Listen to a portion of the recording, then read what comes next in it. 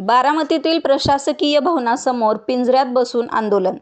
खांडसच्या ग्रामस्थांचा वनविभागाविरोधात संताप. बारामती तालुक्यातील खांडस गाव आणि परिसरात गेल्या 8 महिन्यांपासून बिबट्याचा वावर सुरू असल्याने नागरिकांमध्ये भीतीचे वातावरण निर्माण झाले आहे. बिबट्याचा तातडीने बंदोबस्त करून नागरिकांना सुरक्षितता मिळावी या मागणीसाठी सोमवारी 24 ऑगस्ट रोजी सकाळी 11 वाजता संतप्त ग्रामस्थांनी बारामतीतील प्रशासकीय भवनासमोर ठिय्या आंदोलन सुरू केले. ग्रामस्थांच्या म्हणण्यानुसार बिबट्याच्या सततच्या वावरामुळे शेतात जाणे, शेतीची कामे करणे तसेच रात्रीच्या वेळी घराबाहेर पडणे धोकादायक झाले आहे. नागरिकांच्या जीविताला धोका निर्माण होऊनही वनविभागाकडून अपेक्षित ती तातडीची कार्यवाही होत नसल्याचा आरोप आंदोलकांनी केला. बिबट्याचा बंदोबस्त करण्यासाठी यापूर्वी प्रांताधिकारी तसेच वनविभागाच्या संबंधित अधिकाऱ्यांकडे अनेक वेळा निवेदन देऊन पाठपुरावा करण्यात आल्याचे ग्रामस्थांनी सांगितले.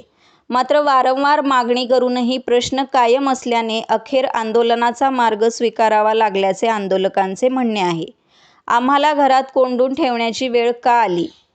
बिबट्याच्या भीतीमुळे नागरिकांना स्वतःच्या घरातही सुरक्षित वाटत नसल्याची भावना ग्रामस्थांनी व्यक्त केली.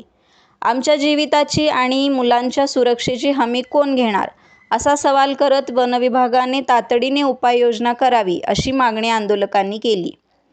पिंजऱ्यात मुलांना बसवून अनोखे आंदोलन. प्रशासनाचे लक्ष वेधण्यासाठी आंदोलकांनी अनोख्या पद्धतीने आंदोलन केले.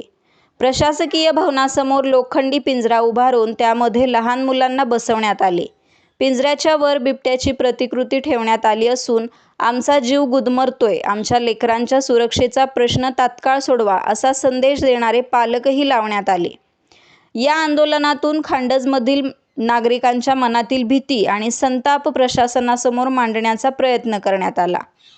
बिबट्याचा तातडीने बंदोबस्त करण्याची मागणी, गावातील नागरिकांच्या सुरक्षिततेसाठी बिबट्याचा शोध घेऊन त्याचा तातडीने बंदोबस्त करावा, आवश्यक त्या ठिकाणी पिंजरे व कॅमेरे लावावेत आणि वनविभागाने नियमित गस्त वाढवावी अशी मागणी ग्रामस्थांकडून करण्यात येत आहे. दरम्यान आंदोलनाच्या पार्श्वभूमीवर प्रशासन आणि वनविभागाकडून कोणती भूमिका घेतली जाते, तसेच खांडस परिसरातील बिबट्याच्या समस्येवर तातडीने कोणत्या उपाययोजना केल्या जातात याकडे ग्रामस्थांचे लक्ष लागले आहे.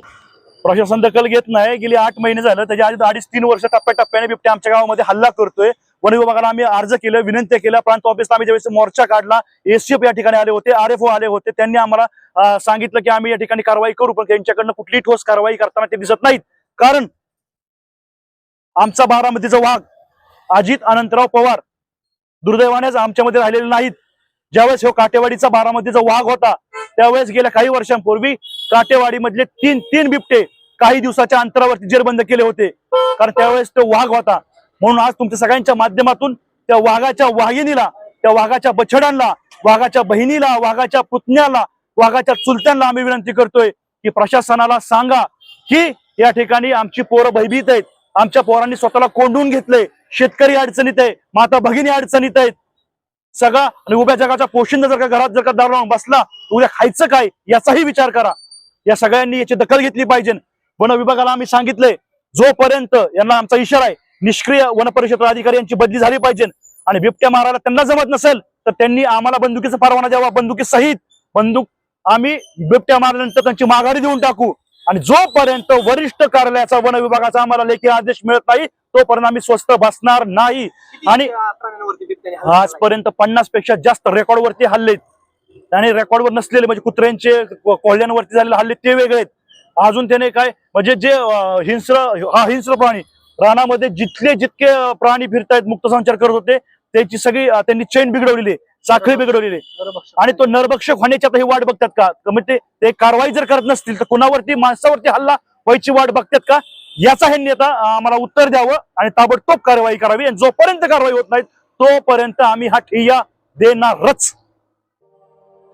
अशाच नवनवीन बातम्या पाहण्यासाठी बारामती वार्तापत्र चॅनलला लाईक करा, शेअर करा, सबस्क्राईब करा आणि बेल आयकॉन प्रेस करा.